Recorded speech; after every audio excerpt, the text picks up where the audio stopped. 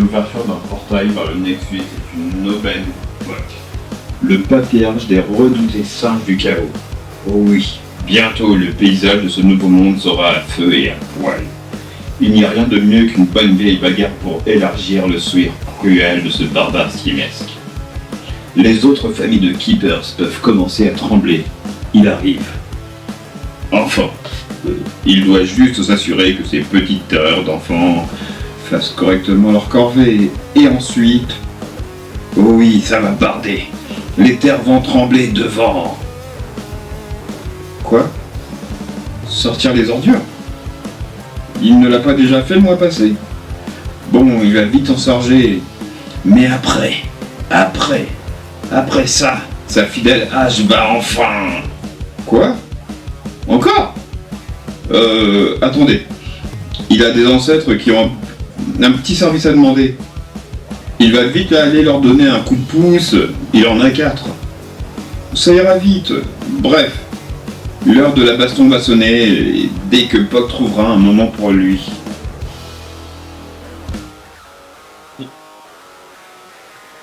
Puck est un Keeper globalement équilibré.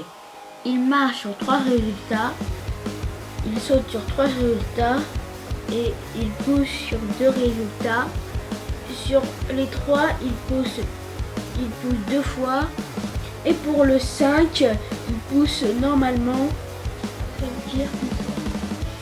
Alors, il n'a pas de réserve de dés de pouvoir. Par contre, il a 2 compétences.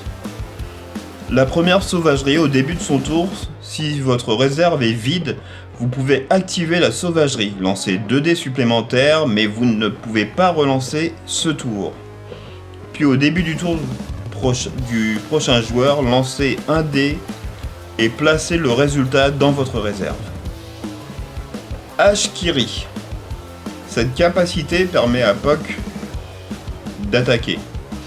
Ashkiri double 1. Poussez un keeper adjacent d'une case. Si Puck possède un 1 dans sa réserve, au début du tour, poussez-le de 2 cases supplémentaires. L'un des intérêts de Puck est qu'il peut quand même agir avec des résultats de 1. Bien que ça reste un peu risqué parce que le triple 1 peut quand même lui arrêter son tour. Comme quoi, c'est un personnage vraiment chaotique.